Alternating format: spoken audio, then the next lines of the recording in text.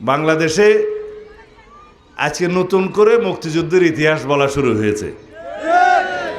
একটি দল বাংলাদেশ জামাত ইসলামী, যারা স্বাধীনতার বিরোধিতা করেছিল এই দেশের, তারা এখন মুক্তিযুদ্ধের ইতিহাস বর্ণনা করা শুরু করেছে। গতকালকে সেই দলের আমির সাহেব বলেছেন এই দেশের স্বাধীনতার ঘোষণা নাকি রাষ্ট্রপতি, শহীদ রাষ্ট্রপতি জিয়াউর রহমান দেয় নাই, তৎকালীন মেজর জিয়া দেয় নাই, কর্নেল অলি সাহেব নাকি দিয়েছে।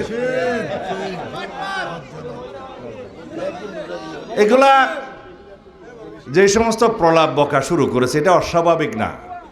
কারণ যারা বাংলাদেশের স্বাধীনতার বিরোধিতা করেছিল, তারা বাংলাদেশের স্বাধীনতার ইতিহাসকে বিকৃতি করবে, এটাই স্বাভাবিক।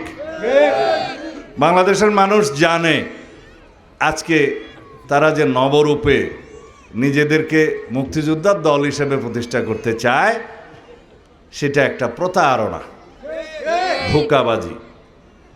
এবং তারা বলছে তাদেরও নাকি একজন মুক্তিযোদ্ধা আছে,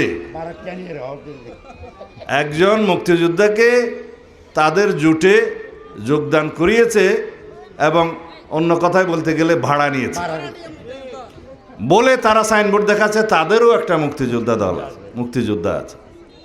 এবং সেই মুক্তিযুদ্ধকে তারা বাংলাদেশের স্বাধীনতার ঘোষকও বানাচ্ছে।